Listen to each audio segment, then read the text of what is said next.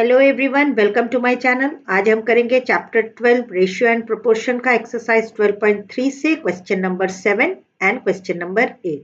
तो चलिए शुरू करते हैं। क्वेश्चन 7 है, cost of 4 dozen bananas is ₹180। How many bananas can be purchased for ₹90? Question क्या है कि 4 डजन बनाना का कॉस्ट है ₹180। तो आपसे पूछा जा रहा है कि ₹90 से हम कितना बनाना खरीद सकते हैं। तो पहला काम हमें क्या करना है कि हमें ये डजन है ना, इसको हमें नंबर्स में कन्वर्ट कर लेना है। और डजन का क्या होता है? 1 dozen is equal to 12। Okay, तो 4 डजन कितना हो जाएगा? 4 डजन हो जाएगा 12 into 4 which is equal to 48। मतलब 4 डजन का मतलब हो गया 48 बनानास। ओके, ये हमें नंबर में मिल गया। अब हम अपनी तरह से करेंगे, जैसे हम लोग टेबल बना के करते हैं। क्या लिखेंगे यहाँ पे? हम लिखेंगे कॉस्ट और इधर लिखेंगे नंबर ऑफ बनानास। ओके, ये हमने लिख दिया। कॉस्ट कितना है? ये कॉस्ट हमारा है रुपीस में। तो कॉस्ट कितना है? 180 रुपीज में हमने 4 डजन बनाना खरीदा था और वो 4 डजन का मतलब हो गया 48 बनाना। ये कितना है? ये 4 डजन है। ओके, अब आपसे पूछा जा रहा है कि 90 रुपीज में हम कितने बनाना खरीदेंगे। तो ये हमारा एक टेबल बन गया। ये टेबल हम क्यों बनाते हैं? क्योंकि इससे करने में बहुत आसानी हो जाती है और गलतियां भी बिल्कुल नहीं होती है ना। हमने देखा है ना इससे पहले भी क्वेश्चंस में। लेकिन ये x क्या है हमको वो बताना है। तो let x be the number of bananas. ये है हमारा x। ठीक है, अब क्या करना है? कुछ भी नहीं, जैसे मैंने बताया जो भी नंबर गिवन है ना, ये 180 दिया है और इधर 90 दिया, उसको बस अपॉन में लिख दीजिए। यहाँ 48 गिवन है और अपॉन में x लिख दीजिए। हो गया खत्म। अब इस जीरो से इस जीरो को काट दीजिए। काटा क्यों? क्योंकि दो ऊपर नीचे जीरो है, मतलब डिवाइडेड बाई 10 हो गया है ना। तो हम इन जीरो को काट सकते हैं। अब आप देखिए 18 और 9 और इधर 48 और x। ओके, अब हमें क्या करना है? हमें क्रॉस मल्टीप्लाई कर देना है। कैसे करते हैं हम? जो भी नीचे वाली डिनोमिनेटर्स में है उन्हें हम ऊपर ले आके मल्टीप्लाई कर देते हैं। 18 इंटू एक्स हो गया, इक्वल टू की जगह इक्वल टू, 48 की जगह 48 और इधर आ गया 9। इस 9 को धकेल के हमने इस तरफ कर दिया।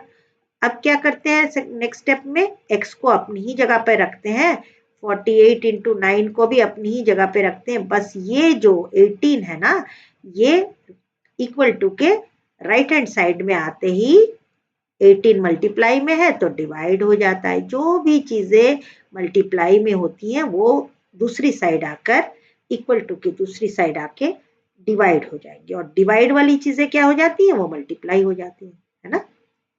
अब देखिए, इसको आप लोग सॉल्व मत करिएगा। क्यों नहीं सॉल्व करना है? क्योंकि आप देखिए 9 और 18, मतलब 9 टू ज़ा 18, ये हाँ, ये तो डिविजिबल है। 9 1 ज़ा 9, 9 2 ज़ा 18। तो अब हमें क्या मिल गया यहाँ? 48/2। और 48/2 कितना होता है? 2 से डिवाइड करिए 48 तो कितना आ गया? 24। तो x की वैल्यू कितना आ गया? x is equal to 24। तो ये नंबर ऑफ बनानास निकले 24। लेकिन हमको आंसर किस में देना चाहिए? डजन में देना चाहिए, है ना। तो हमें इस 24 को डजन में लिखना है। अगर 1 डजन 12 है तो 24 कितना हो जाएगा? 24 मतलब हो गया नंबर ऑफ, ये अगर बनानास 24 है तो मतलब क्या हो गया? 24 बनानास मीन्स हो गए इज इक्वल टू क्या हो गया? 24/12 विच इज इक्वल टू 2। क्या किया हमने? 24 बनानास निकले हैं 1 डजन में 12 बनानास। ओके, तो नंबर ऑफ बनानास अगर हमको पता है कि 24 है, तो अगर हम 12 से डिवाइड कर देंगे तो हमें नंबर ऑफ डजन पता चल जाएगा। तो 24 इज इक्वल टू 2 डजन। यहाँ पे आप आंसर खत्म हुआ। यहाँ पे मत छोड़िएगा, आप लोग जरूर लिख दीजिएगा कि 24 is equal to 2 dozen. Okay, चलिए अब क्वेश्चन नंबर 8 कर लेते हैं। क्वेश्चन 8 है, the weight of 72 books is 9 kg. What is the weight of 40 such books? Question क्या है कि अगर 72 बुक्स का जो वेट है वो 9 kgs है, तो अगर हम इसी तरह के सारे एक ही तरह के बुक्स लेते हैं, जैसे कि 72 बुक्स थी, उतनी ही मोटी उतनी ही चौड़ी, मतलब सेम बुक अगर हम ले ले, तो आपको बताना है कि 40 ऐसे बुक्स का क्या वेट होगा। तो हमारे पास दो चीजें हैं, एक तो है वेट और एक है नंबर ऑफ बुक्स, है ना। ये दो चीजें हमको पता है। वेट कितना, 7 वेट है 9 kg, और 9 kg में कितने बुक्स आ गए, 72 बुक्स। 9 kg में 72 बुक्स आ गए।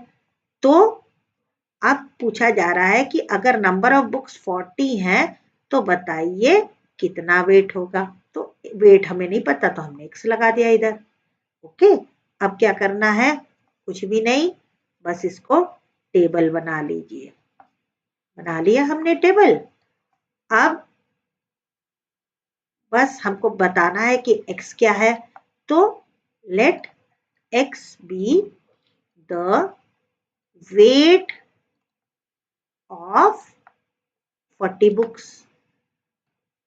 ओके, अब क्या करना है, कुछ भी नहीं, सिंपल इनको बस अपॉन में कर देना है। 9 upon x is equal to 72 upon 40, यही करते हैं ना हम लोग। अब इसके बाद क्रॉस मल्टीप्लाई, तो 9 इंटू 40, ये नीचे वाली चीज ऊपर धकेल दिया हमने, तो ये डिवाइड में था, मल्टीप्लाई हो गया, और 72 इंटू एक्स। ओके, है ना। अब हमें x को अपनी जगह छोड़ देना है, तो 9 इंटू 40 को इसी जगह रखते हैं, x को अपनी ही जगह पे छोड़ देना है, और इस 72 को इक्वल टू के दूसरे साइड जैसे ही जाएगा, मल्टीप्लाई वाली चीजें डिवाइड हो जाएंगी। आप हमेशा देखिएगा, मैं कभी भी इनको सॉल्व नहीं करती हूँ। क्यों नहीं करती हूँ, क्योंकि आप देखेंगे छोटे छोटे जो नंबर्स है ना, वो एक दूसरे से डिविजिबल हो जाते हैं। अगर आप इनको 9 इंटू 40 करके करते, तो तब आपको 9 4 36 360 अपॉन 72, वो आपके लिए मुश्किल हो जाता है।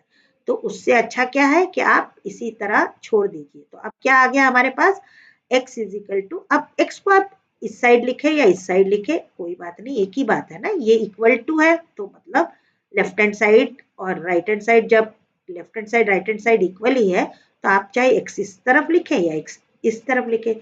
क्योंकि हम लोग x निकाल रहे हैं तो उससे आप लेफ्ट हैंड साइड में ले लीजिए, है ना। तो 9 इंटू 40 अपॉन 72। अब हमें 9 का टेबल पता है, 9 1 जा 9, 8 9 जा 72 हो गया।